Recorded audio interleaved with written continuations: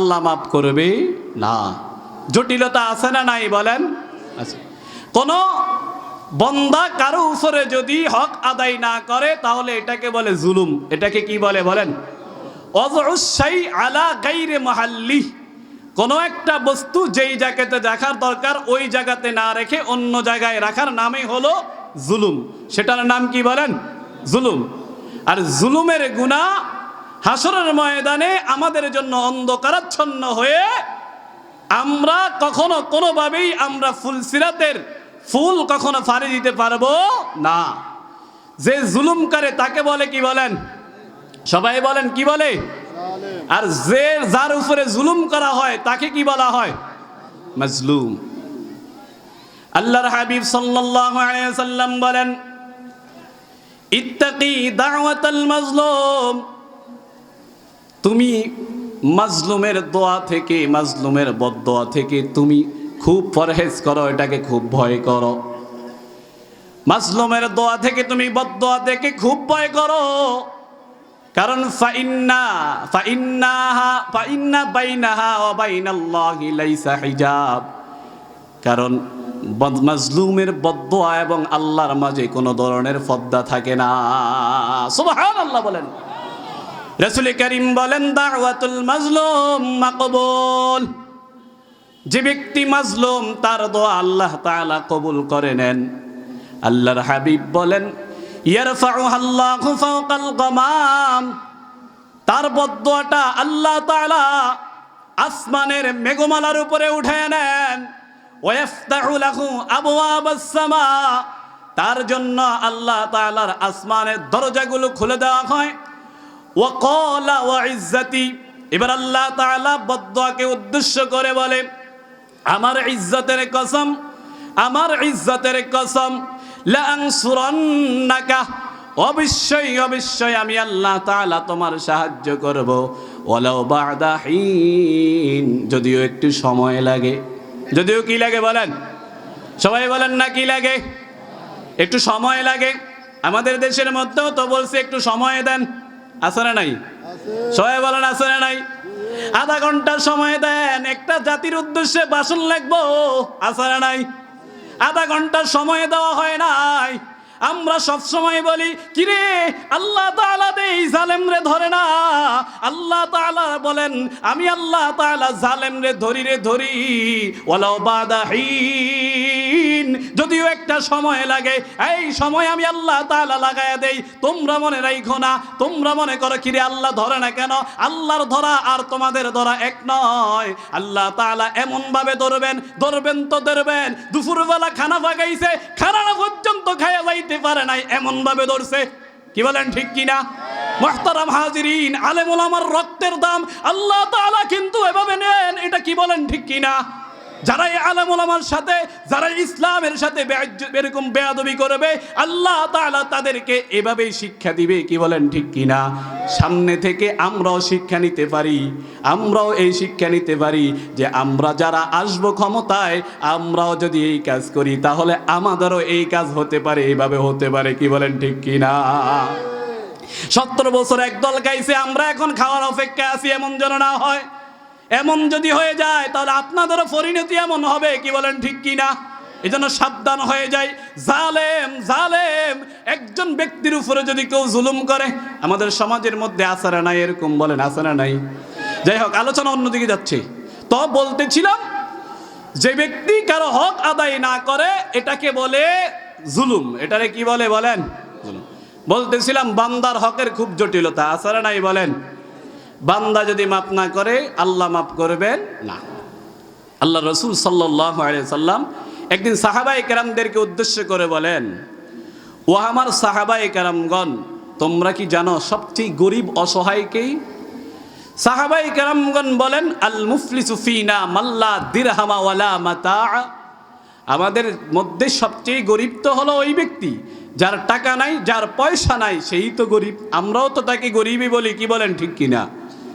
রাসূল করিম সাল্লাল্লাহু আলাইহি সাল্লাম বলেন, না রে না, সেই ব্যক্তি গরিব নয়। গরিব কে? আল্লাহর রাসূল বলেন, আল মুফলিসু ফি উম্মতি, আমার উম্মতের মধ্যে সবচেয়ে গরিব হলো ওই ব্যক্তি, যেই ব্যক্তি আসবে হাসরের ময়দানে বিসলাতিন ওয়া যাকাতিন, যেই ব্যক্তি অনেক অনেক নেকির পাহাড় নিয়ে হাসরের ময়দানে আসবে, নেকির পাহাড় নিয়ে আসবে। এমন সময় আল্লাহ তাআলা তাকে জান্নাতে যাওয়ার ফয়সালা করার উপক্রম হয়ে যাবে। আল্লাহ তাআলা জান্নাতে যাওয়ার ফয়সালার উপক্রম হওয়ার পর্যায়ে আসবে।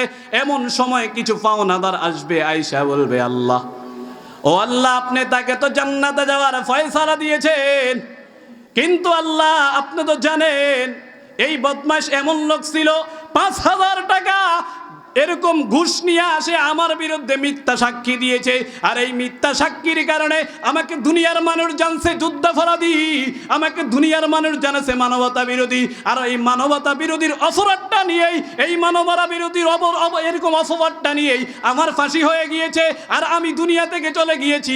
আল্লাহ, আমার জানের বিচার আজকে চাই। ওমা, হতে পারে কি পারে না?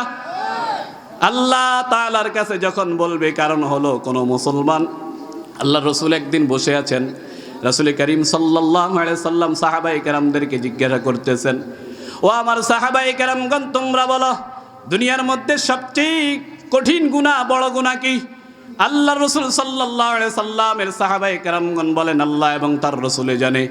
আল্লাহর রসুল সাল্লাল্লাহু আলাইহি সাল্লাম তখন কয়েকটা কথা বলেছেন, তার মধ্য থেকে একটা হলো দুনিয়ার মধ্যে সবচেয়ে বেশি জঘন্য গুনাহ হলো মিথ্যা সাক্ষ্য দেওয়া। কি দেওয়া বলেন? সবাই বলেন কি? আল্লাহ তাআলা বলেন, ইজতানিবুল কাবাইর। আল্লাহ তাআলা কোরআনে কারীমের মধ্যে বলেন, তোমরা কবিরা গুনাহ থেকে বেঁচে থাকো, তোমরা কবিরা গুনাহ থেকে বেঁচে থাকো, এবং তোমরা মূর্তি পূজা থেকে বেঁচে থাকো, এবং তোমরা মিথ্যা সাক্ষ্য থেকে বেঁচে থাকো। আল্লাহ তাআলা মিথ্যা সাক্ষ্য এবং মূর্তি পূজার কথা একসাথে বলেছেন। একসাথে বলার কারণ হলো, মুফাসসিরিনে কেরামগণ বলেন, একসাথে বলার কারণ হলো কোনো ব্যক্তি মূর্তি পূজা করলে যেরকম শিরক হয়, এমনভাবে মিথ্যা সাক্ষ্য দিলেও এটাকে বলে শিরক। বলেন না নাউযুবিল্লাহ? মিথ্যা সাক্ষ্য দেওয়াটাও, এটাও শিরকের পর্যায়ে চলে যায়। এটাও কিসের পর্যায়ে চলে যায়? এজন্য আমরা কেউ কখনো কোনো জায়গায় মিথ্যা সাক্ষ্য দিব না। যারা মিথ্যা সাক্ষ্য দিয়ে কাউকে ফাঁসির আসামি বানাইছে, যারা মিথ্যা সাক্ষ্য দিয়ে কাউকে মানবতা বিরোধীর অপরাধ বানাইছে, যারা মিথ্যা সাক্ষ্য দিয়ে আল্লামা দেলোয়ার হোসেন সাঈদীকে যারা নাকি কি বানাইছে, যুদ্ধাপরাধী বানাইছে, তাদের বিচার আল্লাহ তাআলা এই দুনিয়াতেই করবেন, এবং তাদের বিচার হাসরের ময়দানে তো হবেই হবে। কি বলেন ঠিক কিনা? শুধু তিনি নয়, আরো যাদের বিরুদ্ধে এরকম বিভিন্নভাবে মিথ্যা সাক্ষ্য দিয়ে যারা নাকি দুনিয়ার বুকে মানুষদেরকে যুদ্ধাপরাধী বানাইছে, তাদের বিচার অবশ্যই অবশ্যই হবে। কি বলেন ঠিক কিনা? মুহতারাম হাজিরিন, আলোচনা অন্যদিকে যাচ্ছে। রাসূল করিম সাল্লাল্লাহু আলাইহি সাল্লাম বলেন যে হাসরের ময়দানে এরকম কিছু লোক আসবে। একজন আসবে, বলবে, আল্লাহ, এ আমার ভাই ছিল, আল্লাহ, আমার আব্বা বিয়ে দিয়েছে, ঠিক আছে, বিয়ে দেওয়ার পরে আমার স্বামী গরিব ছিল, আল্লাহ, আমার স্বামী গরিব হয়েছে, এই জন্য আমার কিছু টাকা পয়সা দরকার ছিল, আমার ভাইয়ের কাছে গেলাম, ভাই আমার কিছু দেস না, ভাই আমার জায়গাটা যেটা পাওনা আছে সেটা দেস না। দেখা গেল আমার ভাই বলে, তোর যদি জায়গা দিয়ে দিই, তোর খানা আর এই বাড়িতে নাই। এরকম বলে কি বলে না? বলেন, আল্লাহ আমার জায়গাটা চাই, আমার ভাই আমার জায়গা দেন, আমার হক দেয় নাই। এরকম আছে না নাই? বলেন।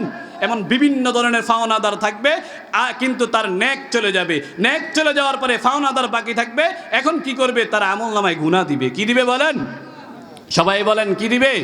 গুনাহ দিবে। এতক্ষণ ধরে যেই ব্যক্তি জান্নাতের অধিবাসী ছিল, এখন তাকে আল্লাহর হাবিব সাল্লাল্লাহু আলাইহি সাল্লাম বলেন, আল্লাহ তাআলা ফেরেশতাদেরকে বলবেন, ও ফেরেশতারা, এর ধর, এর দুইটা পাওকে উপরের দিকে উঠাইয়া এর কল্লাটাকে নিচে নামা, ফাতুরিহা আলান নার, জান্নাত জাহান্নামের অতল গহ্বরের মধ্যে তাকে নিক্ষেপ কর। বলেন না নাউযুবিল্লাহ? এই দুনিয়ার মধ্যে যত হক আছে, কত প্রকার? ওমা, ভুলে গেছেন নাই? মৌলিকভাবে কয় প্রকার? সবাই বলেন না, ভুলে গেছেন নাই? ওয়াজ মৌলিকভাবে কয় প্রকার? 2 প্রকার।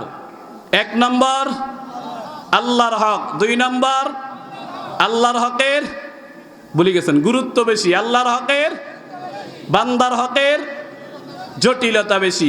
আল্লাহর হক আল্লাহ যদি মাফ করে দেন, কেউ এই কথা বলতে পারেন আল্লাহ মাফ করছেন কেন? কি বলেন ঠিক কিনা?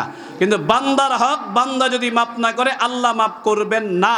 এই কথা বলা যাবে না যে আল্লাহ মাফ করতে পারেন না। না, আল্লাহ পারেন, কিন্তু আল্লাহ মাফ করবেন না কখন? বান্দা মাফ না করা পর্যন্ত। এটা খুব জটিল। বান্দার হকের মধ্যে সবচেয়ে গুরুত্বপূর্ণ অনেক হক রয়েছে।